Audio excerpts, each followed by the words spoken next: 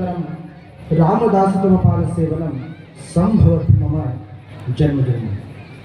आराध्य देवत जगद्गुरु सिद्धरामांच्या चरणी नमस्कार करून परम पवित्र भगव्या ध्वजाच्या समोर नतमस्तक होऊन ज्या भारत मातेच्या उदरी हा निर्णय प्राप्त झाला त्या भारत मातेला वंदन करून अखिल हिंदू राष्ट्राचे आराध्य दैवत व तसेच माझ्या जीवनाचे आदर्श छत्रपती शिवरायांच्या चरणी मानाचा मुद्रा ठेवून वीरराणी चन्नम्मा संगोळी रायांना व तसेच आपल्या वचनांच्या आधारे विश्वगुरु म्हणून घेणारे श्री बसवेश्वरांच्या चरणी नतमस्तक होऊन आज व्यासपीठावर उपस्थित आपल्याला लाभलेले वक्ते श्री संजय अडकेजी तसेच श्रीमती शिल्पा वेल्हेकरजी तसेच त्या कार्यक्रमाचे अध्यक्ष व नुकताच या कार्यक्रमाला ज्यांचं आगमन झालं ते आपल्या बेळगाव जिल्हा ग्रामीणचे माजी आमदार संजय दादा पाटील व तसेच या अखंड हिंदू समाजाच्या कार्यक्रमाला जमलेल्या प्रत्येक हिंदूला माझा साष्टांग दंडवत।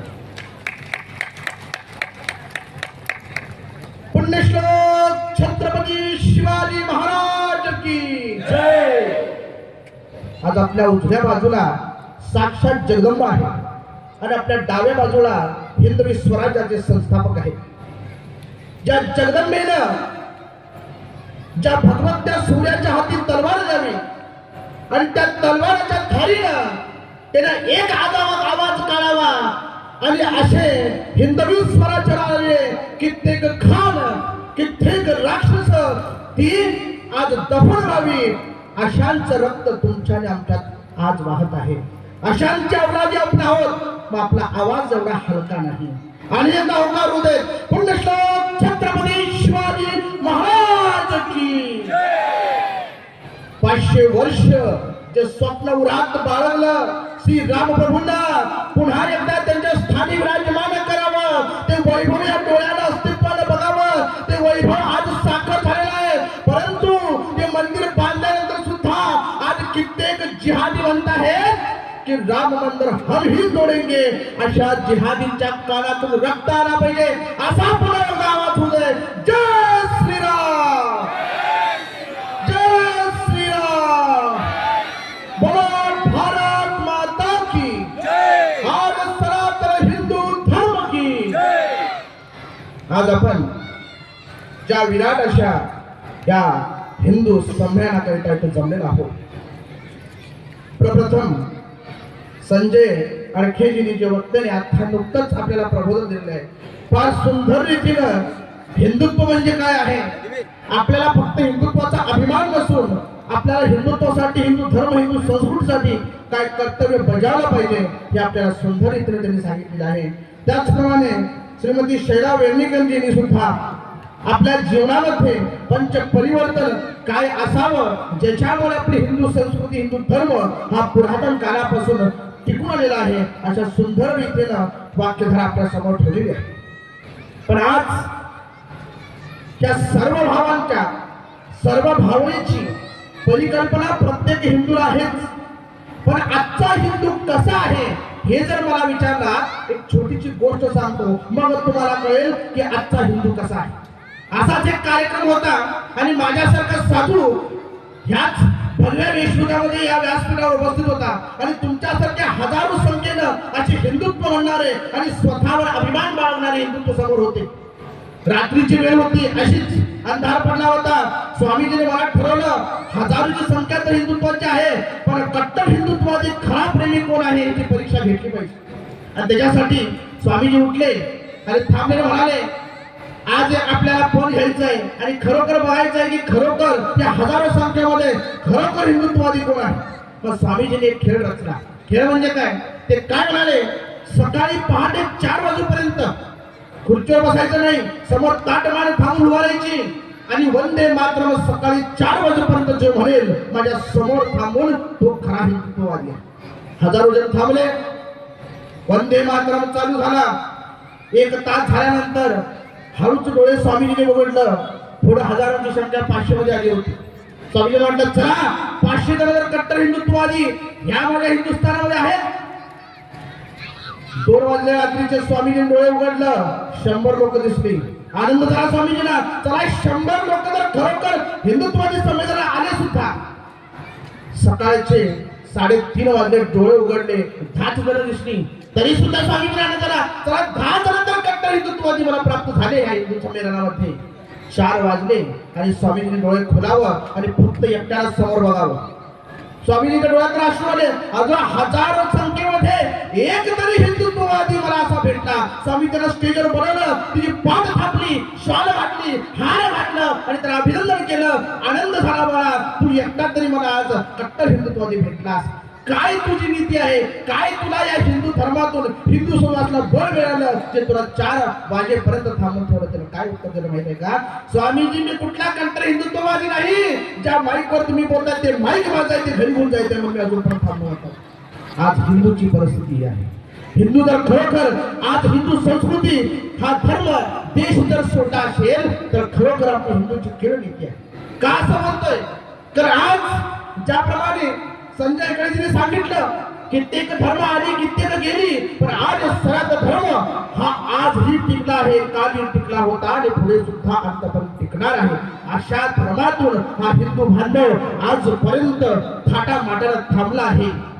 पण आज अशा हिंदू संमेलना एक करून हजारो संख्येला जमा करून हिंदूंनी कसं जगावं, हिंदू कोण आहे, तर हिंदूचा अपमान का असावा ही सांगायची परिस्थिती एका साधूला येत आहे या हिंदुस्थानामध्ये. हीच खरी राजवाडी गोष्ट आहे. लक्षात ठेवा. आपली संस्कृती म्हणजे काय? आवाज झाडूला जरी पाय लागला तरी त्याला नमस्कार करायची संस्कृती आपली आहे. नुकताच कार्यक्रम चालू व्हायच्या आधी माझ्या माय भगिनींनी रामलीला इथं सादर केली. त्या रामलीला सादर करताना सुंदर असा आनंद तरी प्राप्त होतच होता. सुंदर असं गायन तरी स्पीकर मध्ये ऐकू येत होतं. पण माझं लक्ष त्या माय माऊलीच्या साडीवरती, तिच्या डोक्यावर असलेला पूर्णपणे लावलेला कुंकूवरती आणि अंगभर असलेल्या वैभवावरती गेला. ती माझी संस्कृती आहे. खरोखर ती माझी संस्कृती आहे. आणि आज ती संस्कृती अखंड रूपानं माझ्या माय भगिनी, माझ्या मातृ वगैरे जपत आहेत. ह्याच्यापेक्षा मोठं काही नाही. लक्षात ठेवा. पण परंतु आज आपल्या जीवनशैलीला तर बदललंच पाहिजे. आपल्या व्यक्तिगत जीवनामध्ये स्वार्थ रूप हा इतका मोठ्या भागाला लक्षात ठेवून घ्या. आपल्याला एक गोष्ट लक्षात ठेवली पाहिजे. आपण स्वार्थ करतो. कसला स्वार्थ? 4 मजलीचं घर आहे करोड रुपयाचं म्हणून स्वार्थ काय? 50 लाखाची गाडी माझ्याकडे म्हणून मी म्हणा आहे का? माझ्या घरामध्ये लाखोची टीव्ही आहे म्हणजे माझा मोठापणा आहे का? माझ्याकडे 1000 करोड सोना म्हणजे मोठापणा? अहो रावणासारखा रावण त्याच्यासारखा शिवभक्त होऊ शकत नाही. माय बहिणीनं तुमच्या अंगावरती 10-15 तोळा सोनं असेल. लंका होती सोन्याची लंका. त्याच्या मी 15 लंका जाळीवर तुम्ही आम्ही कोण आहोत? ते असो कृष्ण परमपिता ज्याच्या महाभारतीच्या गीता सारणात जीवनाची सार्थकता आहे अशा कृष्णाची मथुरा सार्थक बुडली हो. मग तुम्ही आणि आम्ही कोण आहे त्याच्यासमोर? स्वार्थ भावना. एक गोष्ट आपल्या लक्षात ठेवली पाहिजे. 84 लाख योनी फिरून आज जर हा नरदेह प्राप्त होत आहे आणि तो नरदेह जर हिंदू म्हणून प्राप्त होत आहे ह्याच्यापेक्षा मोठं भाग्य या जन्मात कधी तुम्हाला मिळणार नाही. लक्षात ठेवा. हे का सांगतोय? कारण जात धर्मियांकडे आज हिंदू म्हणून जन्माला आलात म्हणून हा भगवा डोक्यावर घालत आहात. आज हिंदू म्हणून जन्माला आलात म्हणून हा भगवान वातावरण बघत आहात. आज हिंदू म्हणून जन्माला आलात म्हणून त्या हाताने देवाची पूजा करत आहात. आज हिंदू म्हणून जन्माला आलात म्हणून ह्या कंठातून देवाचं गीत गात आहात. आज हिंदू म्हणून जन्माला आलात म्हणून हिंदू म्हणून हे वैभव आणि अभिमान प्राप्त होत आहे. लक्षात ठेवा. पण आज त्या वैभवाच्या पाठीमागचं कारण सुद्धा विसरता कामा नाही. आज या हिंदू समाजाच्या प्रसंगी सैनिक नगर ते इथपर्यंत पूर्ण एरिया भगवाने केलेली आहे. प्रत्येकाकडे भगवे झेंडे लागले आहेत. इथे सुद्धा माझ्या माय भगिनींच्या, माझ्या पितासमोर प्रत्येकाच्या डोक्यावर भगवा आहे, माझ्या अंगावर भगवा आहे, माझ्या भारत मातेला आता भगवा घेतलेला आहे. सगळं काही भगवा आहे. पण हे भगव जर टिकलं असेल ते फक्त आणि फक्त छत्रपती शिवरायांमुळे हे दिसत कामा हे. लक्षात ठेवा. हे का सांगतोय? आज तुमच्या देवासमोरची देवधारणा, त्या मूर्त्या, ते देव आणि त्या देवाचा कळस आणि तुमच्या घरासमोरची तुळस ही तिन्ही गोष्टी जर टिकते असतील ते फक्त छत्रपती शिवरायांमुळे आहे. आणि आज परिकल्पना काय असली पाहिजे आपल्या हिंदूंची? फक्त भगत असंच म्हटलं की फक्त हिंदूंचा जय जयकार घालून हिंदू आहे याचा अभिमान बाळगून आज हिंदुत्व टिकणार नाही हे लक्षात ठेवा. आज जर हिंदुत्व टिकवायचं असेल तर प्रत्येकाच्या मनोभावनेमध्ये विचारामध्ये आपण हिंदू आहोत ही भावधारणा विराजमान झाली पाहिजे. आपण कुठे तुडत आहोत. कुणाला जर कोणाला आताच श्रीमती शिल्पा वेर्णेकरजींनी सुद्धा शब्द बोलला की कुणाला तर जात तर मी तमक्या जातीचा हमक्या जातीचा, मी मराठा, मी कन्नड, मी ब्राह्मण, मी ह्या जातीचा, जात त्याला बोलवली नाही हो. पण सनातन हिंदू धर्म ही जात सोडून आपली कुठलीही जात नाही लक्षात ठेवून घ्या. आपल्याला कुणी जर कधी विचारलं असेल कुठल्या जातीचा आहेस तर माझी जात ही हिंदू आहे हेच आपण सांगितलं पाहिजे. आणि आपण हिंदू आहोत हे अभिमान तेव्हाच आपल्या अंतर्गमध्ये विराजमान होणे लक्षात ठेवा. अहो हा हिंदू धर्म टिकवण्याकरिता, हे स्वराज्य टिकवण्याकरिता इथं बसलेल्या माझे कित्येक भाई भगिनी आहेत. अशीच एक सूर्याचं किरण म्हणून एक माय आली, ती म्हणजे माझी जाऊ. वयाच्या 14व्या वर्षी छत्रपती शिवरायांनी स्वराज्याचं स्वप्न बघावं. वयाच्या 14व्या वर्षी ही लक्षात ठेवली. अफाट संपत्ती, राजे होते, मोठमोठे गड होती, वैभव होता, आरामात जीवन जगणार नसतं की हो. वयाच्या 14व्या वर्षी स्वतःचं बालपण स्वराज्यासाठी घालावं. कुणाकरिता? तुम्हा मन करता आणि कुणाकरिता. पण तो एक काळ होता ज्या छत्रपतींच्या काळामध्ये ज्या माझ्या जगतजननी जो मातेवरती जर कुणी हात उचलला त्याचा हात घरापासून वेगळा केला जात होता. ज्या स्वराज्यामध्ये माझ्या माय भगिनीवरती कोण बोट उचलत होतं त्या राक्षसाचं मुंडकं कापलं जात होतं. हाच तो स्वराज्य त्या छत्रपतींच्या आधारावर निर्माण झाला. आणि ह्या स्वरामध्ये पुन्हा एकदा असा काळ आहे की आज सुद्धा माझी गोमाता सुरक्षित नाही. पुन्हा एकदा असा काळ आहे आज सुद्धा माझी बहीण सुरक्षित नाही. मग परत छत्रपती जन्माला यावे का हो? नाही. परत प्रत्येक घरामध्ये जिजाऊ जन्माला आली पाहिजे तरच छत्रपती जन्माला नाही लक्षात ठेवून घ्या. आज माझ्या समोर बसलेल्या प्रत्येक माताने जिजाऊ बनलं पाहिजे तेव्हा छत्रपती विराजमान होणार, तो परत नाही लक्षात ठेवून. आज हा अखंड हिंदू राष्ट्र बनवण्याकरिता आपण ज्या दुष्ट रक्तीने ज्या संकटाने जे संक्रमण झाले जात आहोत, पण पाठीमागची नीती आम्हाला समाजाला माहित असली पाहिजे की हा हिंदू धर्म तोडण्याकरिता धर्माकडून कुठल्या कुठल्या कंटकाला सामोरं जात आहे. आज आपल्या हिंदुस्थानामध्ये 3 फार मोठी संकट आपल्या डोक्यावर येणार लक्षात ठेवा. पहिलं संकट ते म्हणजे धर्मांतरण. शुल्लक अशा भिकेसाठी, शुल्लक कवडीच्या पैशासाठी स्वतः हिंदू आपला धर्म विकत आहे. हे लाजिरवाणी गोष्ट आहे, मी थांबलंच पाहिजे. माझी गोमाता परत एकदा सुरक्षित नाहीये, ते थांबलंच पाहिजे. पण आज सगळ्यात मोठं षडयंत्र जर आपल्या हिंदू धर्मावर येत असेल ते म्हणजे लव जिहाद हे लक्षात ठेवून घ्या. ही गोष्ट मी का सांगतोय कारण माझ्या समोर या वास्तविक स्थितीमध्ये मी बघतोय की माझ्या आई समान जमलेल्या जास्त इथं उपस्थित आहेत त्या माझ्या माय बहिणी आहेत. त्यांच्यासाठी मी सांगू इच्छितो आज लव जिहाद काय आहे हे विस्तीर्णपणे प्रत्येक आयाने ऐकण्याची गरज आहे लक्षात ठेवा. आज माझी बहीण किचनच्या त्या चुलीपासून ते चंद्रयानापर्यंत पोहोचले हे लक्षात ठेवा. ही अभिमानाची गोष्ट आहे, पोहोचलीच पाहिजे. माझ्या बहिणीला शिकलंच पाहिजे, माझ्या बहिणीला विमान उडवलंच पाहिजे, माझ्या बहिणीनं मोठ्या मोठ्या उद्धार पोहोचलेच पाहिजे. पण आपली हिंदू संस्कृती हिंदू सोडून नाही हे लक्षात ठेवा. आज परिस्थिती काय आहे? नुकत्याच 1 महिन्यापूर्वीची गोष्ट आहे लक्षात ठेवून घ्या. आथरी तालुक्यामध्ये 17 वर्षाची एक माझी बहीण, तिला एका जिहाद्यानं प्रेमाच्या जाळ्यामध्ये फसवून तिला काय सांगावं त्या जिहाद्यानं. तिला सांगितलं हा हिंदू धर्म 4 दिवस टिकणारा नाही. येत्या दिवसांमध्ये हा हिंदू राष्ट्र अखंड इस्लामिक राष्ट्र होणार आहे.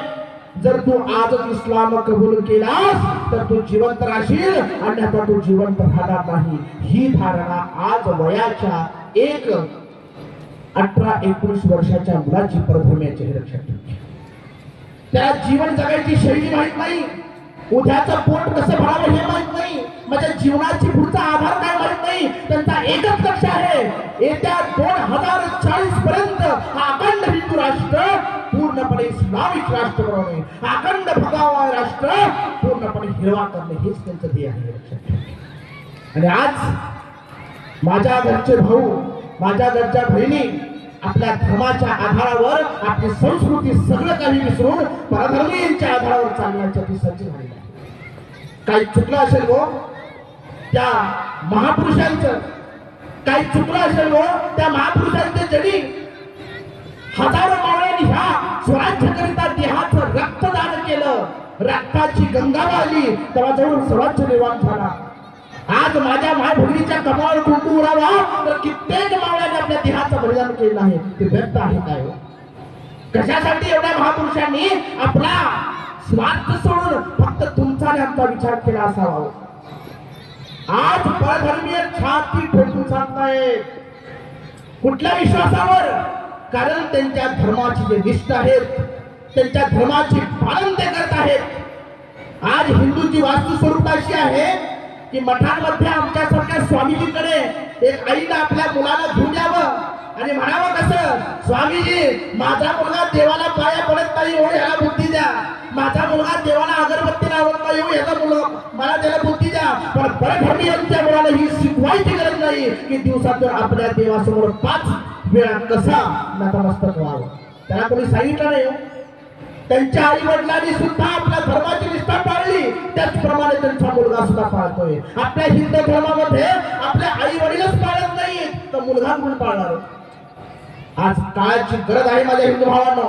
कारण आज येणारा दिवस फार कठीण आहे. आपण बघत आहोत प्रत्येकानं आज आपल्या घरात टीव्ही मांडलेली आहे. त्या टीव्ही मध्ये सिरियल गिरियल सोडून थोडा न्यूज सुद्धा बघा. फार दूर नाही, ह्याच बांगलादेशामध्ये आज त्याच बहिणीच्या केसावरून रस्त्यावर उभवलं जात आहे. हिंदू बहिणीला, त्याच हिंदू भावाला बीच रस्त्यामध्ये ठेवून का कापला जात आहे, त्याच्या अंगावर राखेल घालून चालला जात आहे. फार दूर नाही बांगलादेश. ही स्थिती, वास्तव स्थिती आपल्या बेळगावात पोहोचायला सुद्धा जास्त वेळ लागणार नाही, जोपर्यंत आपण संघटित होणार नाही. आपल्यामध्ये जो जात पातचा भाव आहे तो सगळा संपून आपण सगळे एक आहोत हे जोपर्यंत निर्माण होणार नाही तोपर्यंत आपण हिंदू राष्ट्र बनवू शकणार नाही. प्रत्येक हिंदू आज इथं हिंदू म्हणून जमलेल्या प्रत्येक माझ्या माय भगिनी भाव बहिणींच्या आत्मचिंतनामध्ये एक विचार निर्माण झालाच पाहिजे. तर मला असं वाटतं की आज ब्रह्मा विष्णू महेश्वराला प्राप्त करणं सहज आहे, पण हिंदूला एक आणणं म्हणजे त्याच्यापेक्षा मोठं कठीण झालेलं आहे आजच्या या काळात. पण आज ही काळाची गरज आहे. आपण जीवन संपायच्या आधी काही भरपूरच्या इच्छा आपल्या मनावर ठेवतो. माझं घर गावं, माझ्या मुलग्याचं लग्न व्हावं, पोरं बाळ बघावी, लाखोचं सोनं अंगावर घालून मिळवावं आणि हा देह त्याग व्हावा. पण ह्या सगळ्या स्वार्थ इच्छेमध्ये अजून एक इच्छा प्रत्येकानं ऍड केली पाहिजे, प्रत्येकानं जमा केली पाहिजे. ती म्हणजे काय? जोपर्यंत हा देह आहे, जोपर्यंत ह्या देहामध्ये श्वास आहे, जोपर्यंत त्या देवाच्या चरणी विलीन होत नाही त्याच्या आत अखंड हिंदू राष्ट्र बनवण्याचं स्वप्न पूर्ण होऊ दे ही इच्छा प्रत्येकाने आपल्या घरामध्ये बाळगलं पाहिजे. लक्षात ठेवा. का सांगतोय?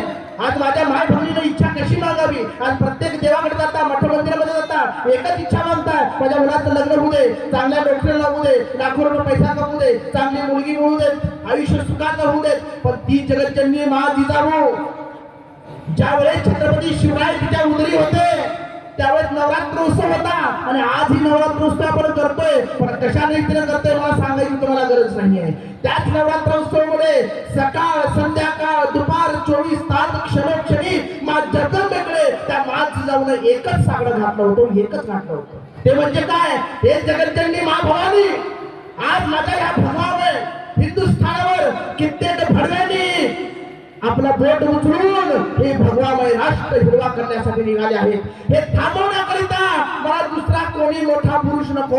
माझ्या ह्या उदरामध्ये भगवंता सूर्य जन्माला दे, त्या सूर्याच्या हाकेने त्याला जो कोणी हात लावेल तो जरूर संपवावा असा आशीर्वाद ते त्या जगदंबेकडे त्या माय जिजाऊने मागितली. आणि त्याचप्रमाणे भगवंता सूर्याचा जन्माला आला, वयाच्या 14 वर्ष शपथ घेतली की स्वराज्य निर्माण करणार. त्या भगवावर जो कोणी भडवा हात उचलेल त्याचा मूर्ख धुळेची आगरण करणार. ते वचन पाळलं आणि हा स्वराज्य निर्माण झाला. आणि त्या स्वरामध्ये आपण अभिमानाने जगत आहोत. आज जर माझं घर बांधत असेल, 1 करोडचं घर बांधताना एक विषयला कमी पडले की माझ्या भावाकडनं एक विषयला आपण घेतलं आणि घेऊन घर बांधलं, ते 20 लाख रुपये माझ्या भावाला देऊपर्यंत मन शांत होत नाही, कारण ते ऋण आहे माझ्यावर. ते कधी एका भावाचं फेडू म्हणजे मी मुक्त झालो. त्याचप्रमाणे आज ही छाती पुढे करून हा भगवा शरीरावर घेऊन हे भगवे झेंडे हातात घेऊन हे भगवे फेटे तुमच्या डोक्यावर वरून मिरवायचं हे ऋण आहे छत्रपतींचं आमच्या डोक्यावर. ते ऋण प्रत्येक हिंदूला फेडण्याची आज गरज आहे, लक्षात ठेवून घ्या. तोपर्यंत या जीवनाची सार्थकता आहे. ऋण फेडावं कसं? छत्रपतीनं सोनं वाहणार का? छत्रपतीला पैसे वाहणार का? काय डोक्यावर मिळवलं म्हणजे आमचं ऋण चुकलं का? नाही. ज्या स्वराज्यासाठी छत्रपतींनी अशा लाखो मावळ्यांनी आपल्या देहाचं बलिदान दिलेलं आहे, त्या हिंदू राष्ट्राला अखंड हिंदू राष्ट्र बनवण्याचं ध्येय प्रत्येकात बाळगणे म्हणजेच छत्रपतींचं ऋण आज संपूर्ण सरकार आहे, लक्षात ठेवा. आज परिकल्पना माझ्या हिंदू धर्मामध्ये अशी झालेली आहे की आज इस्लाम धर्माच्या प्रत्येक मुलीकडे तुम्ही बघा, त्यांच्या धर्मात सुद्धा काय करोडपती कमी नाही आहे. त्यांच्या वडिलांना सुद्धा काय माझ्या मुलगीचं लग्न मोठ्या थाटापाटात करावं नाही असं वाटत नाही हो.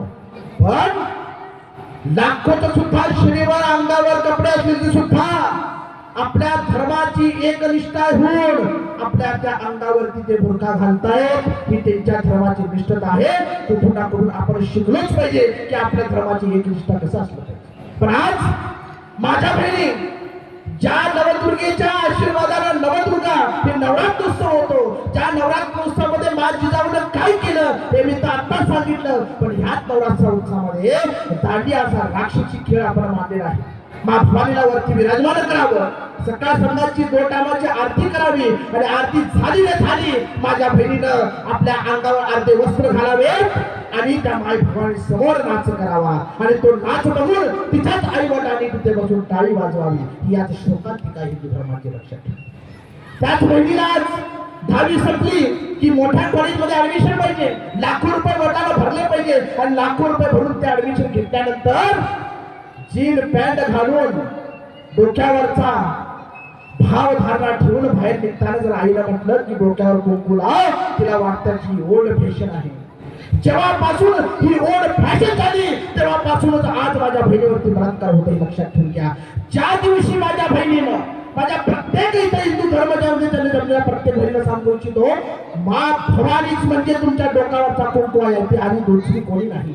जोपर्यंत माझ्या बहिणीच्या कपाळावर कुंकू विराजमान आहे तोपर्यंत कुठल्या फळाची हिंमत नाही तिच्या अंगावर हात घालायची, लक्षात ठेवून घ्या. म्हणून प्रत्येकाला हात जोडून विनंती करतो, जमिला प्रत्येक आईला हात जोडून करतो, तुझी जर लेख तुझा ऐकत नसेल तर थोबाडीत मार, पण उद्यापासून तिच्या डोक्यावर कुंकू असताना बाहेर जर पाठवलीस तर तू जिजाऊ म्हणून घेणार नाही, ते लक्षात ठेव. आज हिंदू धर्म टिकवण्याकरिता हातामध्ये मा भवानी बसलेल्या बघताय.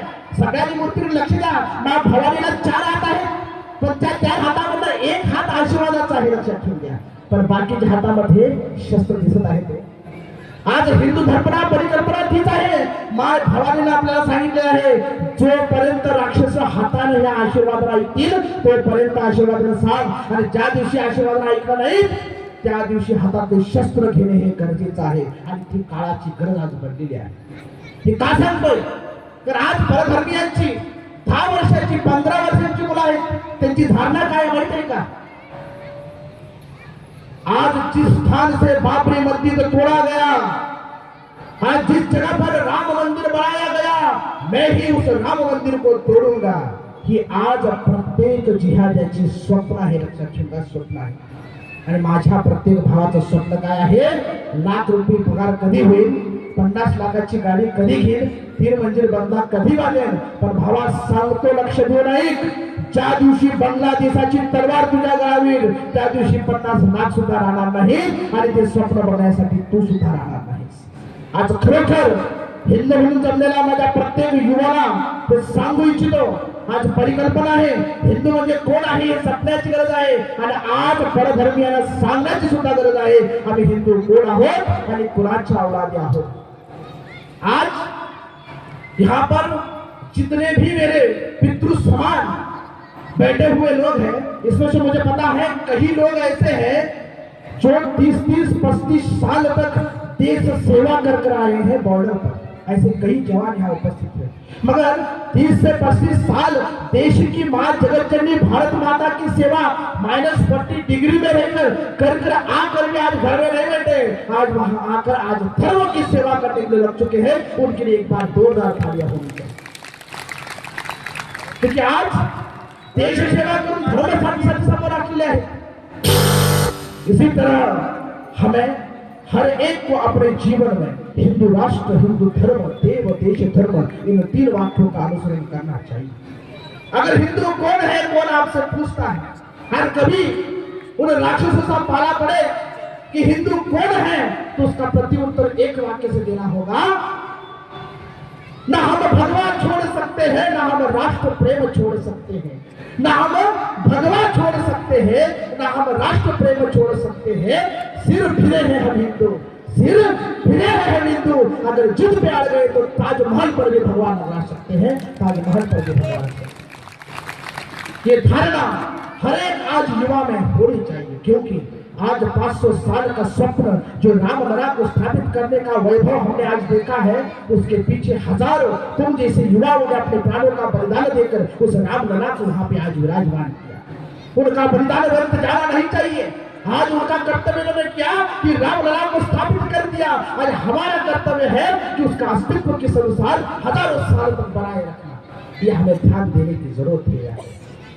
आज जिस अनुसार संजय जी ने कहा कि कई सरकारें ऐसी हैं जो आज हिंदू धर्म के ऊपर, हिंदू संस्कृति के ऊपर ही लोग लगा रही है, मगर एक बात याद रहे, इसी कार्यकाल में कई सालों पहले एक प्रधानमंत्री हुए अटल बिहारी वाजपेयी। जिस किसी ने तुम्हारे घर में कचरा फेंका तो अटल बिहारी वाजपेयी जी ने कहा कि किसी ने अगर कचरा फेंका है तो तुम उठा के फेंक दो। उसके बाद एक प्रधानमंत्री आए, नरेंद्र मोदी जी। वापस किसी ने कचरा फेंका तो नरेंद्र मोदी जी ने कहा कि वो कचरा उसी से साफ कराओ। मगर आने वाले कार्यकाल में एक भगवाधारी आएगा, उस समय पर कोई कचरा फेंकेगा तो एक बात खाएगा, कचरा फेंकने वाले को भी साफ करो और कचरे को भी साफ करो। यही धारणा आज सभी के विचारों में होने की जरूरत है। और आज ये हिंदू सम्मेलन, आज इस बेलगांव जिला में जैसे बताया कितने ही सम्मेलन इस भारतवर्ष में चल रहे हैं, मगर बस हिंदू सम्मेलन कर हिंदू के लोगों को जमा कर मैं ये भी जानता हूँ कि आज हिंदुओं को जमा करने के पीछे कुछ ना कुछ स्वार्थ रखना ही पड़ता है। आज भी हिंदुओं को इधर जमा करने के पीछे महाप्रसाद रखना ही पड़ा है, उसके बिना आदि हिंदू यहाँ नहीं आते। यह हकीकत की बात है और हमें माननी भी पड़ेगी। लेकिन आज इस पेड़ को जब भूख लगती है तब अंदर दर्द होता है, उस दर्द को रोकना होगा। उसी तरह आज आने वाले दिनों में याद रखो, आज यहाँ पर श्री रामलला है, भारत माता का फोटो नीचे रखा हुआ है। उस भारत माता के शरीर पर भगवी साड़ी है, भारत माता के हाथ में भगवा ध्वज है। एक बात बताना चाहूंगा, अगर हिंदू राष्ट्र का स्वराज्य का सपना जब छत्रपति शिवराय ने देखा, उसके उपरांत इस भारत माता ने अपने शरीर पर भगवी धारी, इस साड़ी परिधान की। मगर आज कई ऐसे भड़वे हैं जो खाना खाकर अपना ये हाथ उस भारत माता के भगवी साड़ी को पोंछकर उसे हरा करने में निकल चुके हैं। मुझे एक बात बताओ, अगर मैं मेरे माँ का हाथ पकड़कर एक मार्केट में जा रहा हूँ, उस समय पर कोई ऐसा भड़वा आकर अपना खाने वाला हाथ मेरे माता के साड़ी को पोंछता है तो मैं चुप बैठूंगा क्या? नहीं, मेरी मस्तक पे आग लग जाएगी। तो आज ऐसे राक्षस मेरे भारत माता के साड़ी को, उस भगवे साड़ी को हाथ पोंछकर हरा बनाने के निकले, तो हमें चुप बैठना चाहिए क्या? क्या उस भारत माता को हम हरी साड़ी में देखना पसंद करेंगे क्या? नहीं। अगर यही सपना देखते देखते मर जाए तो इस जीवन की सार्थकता चली गई। इसीलिए आज इधर जमा हुए हर एक हिंदी को अपने आप की विचारधारा में एक पल लेना ही होगा। वो यही पल है जो मैंने बताया, इस जीवन काल के अंत तक अगर हिंदू राष्ट्र बनाने की सौगंध हमें खानी है। आज माए जननी यहाँ पे है, उस जननी के पास सभी को एक ही वचन देना है कि हमें बस हिंदू राष्ट्र संरक्षण करने की शक्ति प्रदान करे। हमें अपना धर्म अपनी संस्कृति बचाने का संरक्षण प्रदान करे। जो भी हमारे धर्म और हमारे संस्कृति पे हाथ उठाए उसके लिए तुम्हारे शस्त्र से ही उसे खत्म करने की शक्ती हमारे प्रदान करे। कारण आज त्या हिंदू राष्ट्रामध्ये येणारी संकट थांबणार नाहीत, पण त्या जिहादाने सुद्धा प्रत्येक गोष्टी आधारामध्ये आम्हाला सांगितली पाहिजे। आपली संस्कृती आपला धर्म कुठल्याही धर्माला खालती पाडव हे शिकवत नाही, कारण आपल्या धर्माची नीती आहे। प्रत्येक धर्मासाठी त्यांचा धर्म आपल्यासाठी सज्ज आहे। तर ज्याप्रमाणे आपला हिंदू धर्म आपल्यासाठी सज्ज आहे, आपला अभिमान आहे, तर प्रत्येक धर्माला सुद्धा आपल्या धर्मावर अभिमान आहे।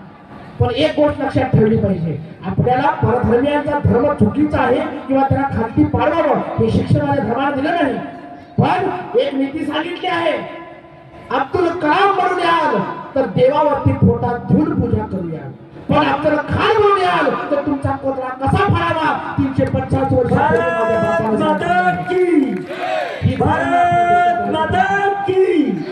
आपल्या डोक्यामध्ये ही भावना झाली पाहिजे की जर अब्दुल कलाम म्हणून आले तर खरोखर मिठी मारू आणि त्यांचे पाय पडू, पण अफजल खान म्हणून आले तर आपण बसायचं नाही। ते बापाला आपल्याला शिकवले की अफजल खान जर समोर आला तर कसा त्याचा कोतरा फाडावा। ही विचारधारा प्रत्येकाच्या मनोमनी आज विराजमान झालीच पाहिजे। कारण का हिंदू म्हणजे कोण आहे आणि हिंदूंसाठी काय काय केलं नाही गेलं महापुरुषांनी। आठवा धर्मवीर छत्रपती संभाजी महाराजांचा तो 40 दिवस कशाकरिता समोरच्या राक्षसांना म्हणावं, हे शंभू मैं तुम्हें प्राणों का बलिदान देता हूँ, तुम्हारी प्राणों की छूट देता हूँ, मगर अपने धर्म को छोड़कर मेरा धर्म एक कर।